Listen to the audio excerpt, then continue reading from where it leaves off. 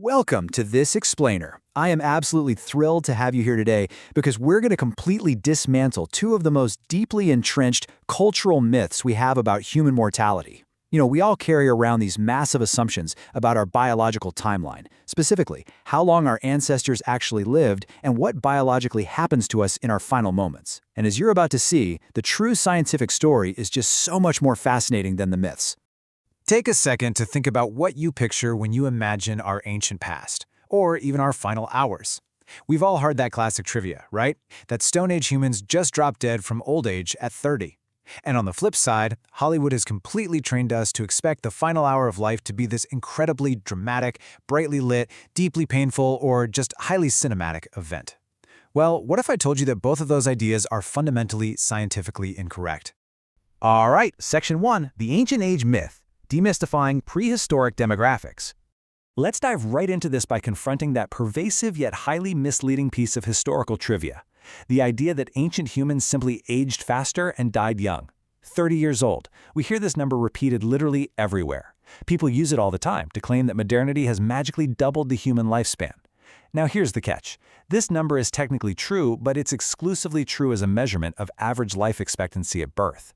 It is an extraordinarily misleading statistic when we actually try to understand adult aging and what a normal adult lifespan looked like for our ancestors. To truly wrap our heads around this, we need to look through the lens of paleodemography. This is a fascinating field that untangles the massive difference between life expectancy at birth and life expectancy at a later age. You see, an average at birth includes every single person born into a population. That means it is heavily dragged down by catastrophic infant and child mortality rates. Let's do a quick thought experiment to illustrate exactly how this statistical illusion works. Picture a historical population of just 10 people. 5 of them die tragically around age 2, which, sadly, is a grim but very realistic childhood mortality rate for pre-modern populations. But the other 5 survive childhood and live to the ripe old age of 70. When you average those ages out, the life expectancy at birth is roughly 36 years old.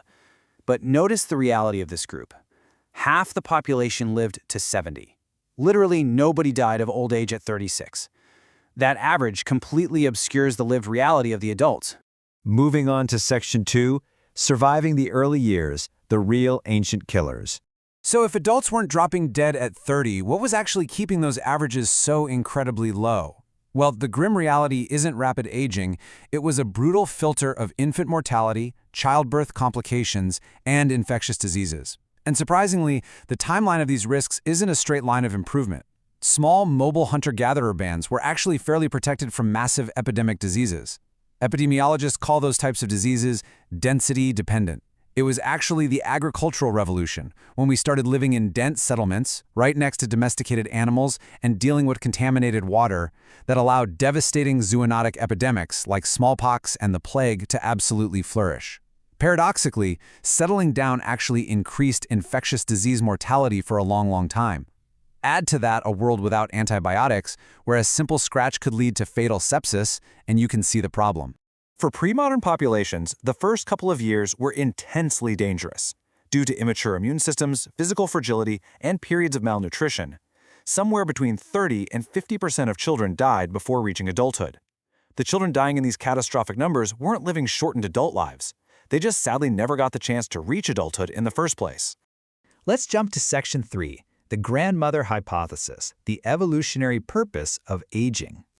So, for that substantial chunk of the population that actually survived past their 15th birthday, what did their lives look like? Skeletal evidence in modern hunter-gatherer studies show us that ancient adults regularly lived into their 60s, 70s, and occasionally even their 80s. In fact, anthropologists point to something called the grandmother hypothesis. Humans are almost unique among mammals in living substantially beyond our reproductive years. Why is that? Because elderly individuals were absolutely vital to community survival. Post-reproductive women provided immense benefits by helping with childcare, gathering food, and passing down critical accumulated knowledge. Evolution simply wouldn't have preserved a long post-reproductive lifespan if humans were just naturally dying at 30. Long lifespans are biologically hardwired into us. The absolute crucial point here is the difference between the mean and the mode when we look at historic populations. While the mean average is heavily skewed down to roughly 36 years old, the modal age, meaning the single most common age of death for an adult who survived childhood in traditional societies, was around 72 years old. What modern medicine has actually achieved isn't dramatically extending the absolute ceiling of the human lifespan. Rather, we've miraculously raised the floor. We stop people from dying from preventable infections in childhood. Which brings us to Section 4, the final 60 minutes, the biological reality of the end. Now that we actually understand the true timeline of a natural human life, let's pivot to the very end of that timeline. What really happens in our final 60 minutes? When we step away from those dramatic Hollywood tropes, we find a quieter, deeply physiological shutdown that's honestly way more fascinating than any movie. The dying process in most natural deaths is gradual. It's not this sudden, dramatic event, but a highly organized biological triage system. As the body deteriorates, it systematically shuts down non-essential systems to redirect its remaining energy to the core. Blood pressure drops, the hands and feet grow cool to the touch and can take on this purplish, blotchy appearance, which medical workers call livido reticularis. It's really just the physics of the body concentrating circulation around your vital organs to keep you going as long as possible. One of the most clinically reliable signs that death is near is a dramatic shift in breathing known as Cheyne-Stokes respiration. This happens when the ancient brainstem is just doing its absolute best with a failing system. You'll see several breaths get deeper and faster, then taper off, followed by a pause, called an apnea, that can actually last up to a minute before starting all over again. Now, this is incredibly hard for families to watch, but it's so important to know that because the brain's oxygen-sensing mechanisms are going offline, this is biologically benign and entirely comfortable for the unconscious person. Alongside this, there's often a sound that hospice workers call the death rattle. As swallowing reflexes weaken, saliva naturally gathers in the back of the throat. When breath passes through it, it creates this gurgling sound. Now, it sounds deeply distressing to the people in the room, but medical evidence is entirely consistent on this. The person is deeply unconscious. It is not a sign of distress, and it is completely painless. Next up, Section 5, the dying brain surge, neurochemical overdrive. For the longest time, medicine kind of thought the brain just simply powered down at the end, like unplugging a lamp. But recent research shows the brain doesn't go quietly at all. It briefly and paradoxically explodes with highly organized activity. In a 2013 study on dying rats and a completely groundbreaking 2023 EAG study on human patients removed from life support, researchers documented a rapid surge in gamma wave oscillations. Those are the exact brain waves associated with heightened consciousness, memory retrieval, and vivid dreaming. And chemically, the brain is putting on a masterpiece. It floods the system with endorphins to buffer any pain. It releases elevated serotonin, which alters the perception of time. It pushes out massive adrenaline in a final survival effort, and researchers strongly suspect a significant release of DMT, a naturally occurring psychedelic compound. This neurochemical overdrive might perfectly explain the near-death experience. Studies show that roughly 6 to 12% of cardiac arrest survivors report remarkably consistent experiences across completely different cultures. We're talking about tunnels of light, massive life reviews, and a feeling of just overwhelming peace. What's most amazing is that these experiences are almost uniformly positive. Survivors consistently report a dramatically reduced fear of death afterward. The dying brain, starved of oxygen, may actually produce one of the most transcendent conscious experiences of a person's entire lifetime. Finally, Section 6, the last remaining sense, holding on to connection. But what about our connection to the outside world during this time? As the biological shutdown progresses, our senses fade in a very specific order. Vision dims very early, and taste and smell fade away. Touch persists far, far longer into unconsciousness than you might expect. The feeling of a hand being held is likely still registering. But hearing is unequivocally the very last sense to go. A study at the University of British Columbia hooked completely unresponsive patients in their final hours to EEG machines and found their brains were still actively processing auditory stimuli. The voice of a loved one, the music they enjoyed. Even when they look completely gone, those sounds are still landing somewhere inside that incredibly active brain. Science is finally validating what hospice nurses have known for decades. Keep talking, keep holding their hand, keep being present. From the robust 70-year lifespans of our ancient ancestors to the surprisingly profound, neurochemically rich, and peaceful reality of our final 60 minutes, the science paints a really beautiful picture. We aren't fragile creatures destined to drop dead at 30, and our ending isn't the terrifying darkness we so often imagine. So, knowing that the biological journey of human life is so much richer and the ending so much less bleak than the myths suggest, how does this change the way you view the time you have left? Thank you so much for exploring this with me today in this explainer. Keep asking great questions, and I'll see you in the next one. Welcome to today's explainer. We are exploring something that is, honestly, deeply profound and scientifically fascinating. We're looking at what actually happens in the human body and brain during the final hour of life. Now, it's an experience every single one of us is eventually going to go through, right? Yet, it remains one of the most misunderstood biological processes in our entire existence. For most of medical history, we just thought of this final hour as a simple powering down, a quiet fading away into the dark. But recent science, it's painting a wildly different picture. Okay, let's dive into this because we first need to completely shatter our preconceived notions. We have all seen the Hollywood myth. You know the one, brightly lit hospital rooms, tearful families, a sudden dramatic flatline on the monitor, and of course perfectly timed poetic last words. But the reality of a natural death is incredibly different. It's gradual, it's quiet, and it is intensely biological. There is actually something almost unbearably ordinary about it. It's not this sudden dramatic event, but a slow, highly calculated physiological transition. So that brings us to our core question for this explainer. What is actually happening to your body and your brain in those final 60 minutes? Well, we are going to walk through this together, minute by minute, system by system. We're going to look at the very visible physical breakdown that happens on the outside, and then we'll contrast that with the absolutely extraordinary neuroscience occurring on the inside. Because as you're going to see, what science actually says about this process is far more interesting and frankly, a whole lot more comforting than you might expect. Section 1. The body's physical shutdown. To really understand the final hour, we have to look at the body's physical shutdown, which is a process that actually begins days or even hours before the end. The heart begins to pump just a little less efficiently. Blood moves more slowly. The body, purely following the physics of its own deterioration, begins a quiet, systematic shutdown. Think of it like turning off the lights in empty rooms of a house to save power. It starts prioritizing the core processes and letting everything else go dark. It restricts blood flow to non-essential systems just to redirect whatever little energy remains to those vital organs that keep the machinery running. By the time someone enters their final hour, this shutdown produces unmistakable visual signs. The person is usually deeply unconscious by this point, and because circulation is retreating to the body's core, the extremities, the hands and feet, they actually become cool to the touch. They might even take on a bluish or purplish blotchy discoloration. Healthcare workers call this mottling livido reticularis. Furthermore, the facial muscles relax completely, honestly, in a way they rarely do even in deep sleep. The jaw might slacken, and the eyes, if they're partially open, tend to just be unfocused. Now, observers often find this look unsettling, but it's really simply the body naturally and peacefully conserving its absolute final reserves of energy. And this brilliantly illustrates one of the most clinically reliable signs that death is close, a dramatic change in breathing known as Cheyne-Stokes respiration. It happens in these very distinct cycles. It starts with several breaths that get deeper and faster, which then slowly taper off into shallower breaths, and that culminates in an apnea pause. That's where breathing completely stops, sometimes for up to a full minute, before the whole cycle restarts. I know, it can be incredibly hard to watch, but here's what you really need to know. The brain's oxygen sensing mechanisms are just going offline. There's absolutely no desperate urge to breathe.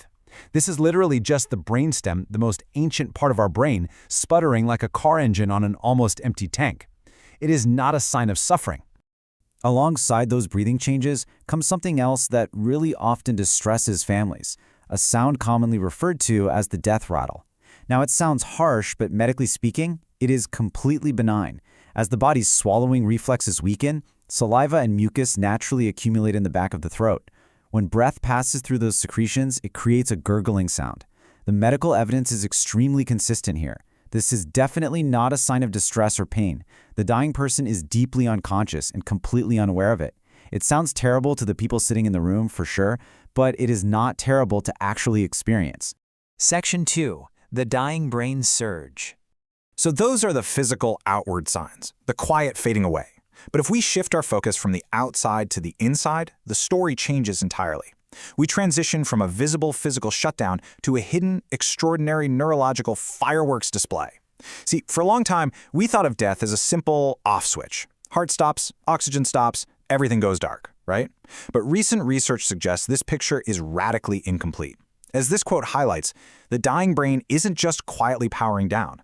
Paradoxically, it's going into overdrive. Instead of fading into nothingness, the brain, at the very edge of life, throws itself into a state of intense activity. Let's move to and see how this builds in the scientific record, because it's fascinating. In 2013, researchers who were monitoring dying rats found that in the seconds right after cardiac arrest, their brains exploded with high-frequency gamma oscillations. These are waves directly associated with heightened consciousness and vivid dreaming. Then, fast forward to 2023. Researchers published EEG data from human patients who had been taken off life support. As their oxygen dropped and their hearts stopped, they showed the exact same pattern: a rapid surge of organized, coherent gamma wave activity in the brain's visual and memory centers. This isn't just random static either. These are the specific brain waves linked to vivid consciousness, hyper-awareness, and memory retrieval. Section 3. A flood of neurochemicals. Now, this electrical surge doesn't just happen in a vacuum. It's actually accompanied by a massive molecular cascade. The extreme physiological stress of dying triggers the brain to release a flood of neurochemicals, creating a really potent internal environment. This profound chemical cocktail is very likely responsible for the incredibly calm and peaceful expressions that hospice workers so frequently report seeing on the faces of people in their final moments. Let's break down exactly what is flooding the system. First, endorphins, the brain's natural opioids, are released in huge quantities to buffer pain and induce calm. Then, we see elevated levels of serotonin, which regulates mood and can produce vivid visual experiences and a feeling of universal connection. We also see massive releases of adrenaline as the body enters a maximum effort emergency survival mode. Finally, there is highly compelling evidence pointing to DMT, which is a naturally occurring psychedelic compound. In fact, a 2018 clinical study gave participants DMT and found their reported experiences were uncannily similar to near-death accounts. The brain, right at the very end, is producing a state of profound and intense consciousness. Section 4. The last senses remaining. As all of this electrical and chemical activity surges within the brain, how does the dying person actually relate to the physical room around them? Well, one of the most practically important things research has established is the timeline of how our senses fade. Vision dims very early on, and taste and smell fade in the days prior. Touch actually persists much longer than most people expect. The sensation of a hand being held is likely still registered well into unconsciousness. But of all the senses, hearing is number one in terms of endurance. It is the absolute last sense to go. Now, this used to just be folk wisdom among hospice nurses, but a research team at the University of British Columbia actually put it to the test. They used EEGs to measure the brain responses of dying patients who were completely physically unresponsive, and the amazing result? The dying brain still showed measurable responses to auditory stimuli. Even when a person cannot signal awareness, their auditory system is still receiving and processing sound. So, the crucial point is exactly what this quote captures. Keep talking. The hard science completely validates decades of comforting hospice philosophy. The voice of someone they love, filtered through whatever remains of that auditory processing, may absolutely still be landing. So you keep playing the music they loved, and you keep being present with your voice, because even after everything else seems to have faded, they can hear you. Section 5. Near-death experiences explained. When we combine all these findings, the gamma wave surges, the flood of serotonin and endorphins, the persistence of hearing, we really have to address the ultimate threshold. We have to talk about the near-death experience, or NDE. For thousands of years, across virtually every culture on Earth, people who have approached the edge of death and returned have reported shockingly consistent experiences. Now, what's really interesting about this slide is the sheer statistical weight behind this phenomenon. Between 6 and 12% of cardiac arrest survivors report some form of an NDE. That is not a trivial number. And despite having no shared cultural template, the descriptions are remarkably identical. Tunnels of light, rapid life reviews, encounters of presences, and an overwhelming sense of peace. Whether this is caused by the gamma waves, the hypothesized DMT release, oxygen deprivation, or maybe something else entirely, the subjective experience is almost uniformly described as positive, beautiful, and completely transformative, dramatically reducing the fear of death in those who experience it. It's also important to understand that crossing this threshold isn't a single instantaneous moment. It's much more of a gradient. Clinical death is simply the moment the heartbeat and breathing cease. But biological death, which is the end of all cellular activity, that takes time. For minutes after the heart actually stops, some neurons are still firing. Some cells are still processing. The boundary line of death is surprisingly blurred, which is a fact modern medicine is still actively debating today when it comes to resuscitation and organ donation. Which leaves us with the ultimate, oldest question of all. Does consciousness persist beyond the last electrical signal in the brain? After the breathing stops, after the final neuron fires, after the chemical cascade quiets down, where does the accumulated weight of a whole human life go? Science cannot currently answer that, and it perhaps never will. But what science does tell us is that the biological journey to that final threshold is far richer, stranger, and far more peaceful than we ever imagined.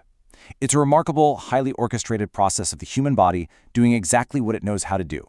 And that is a truly fascinating takeaway. Thank you so much for joining me for this explainer.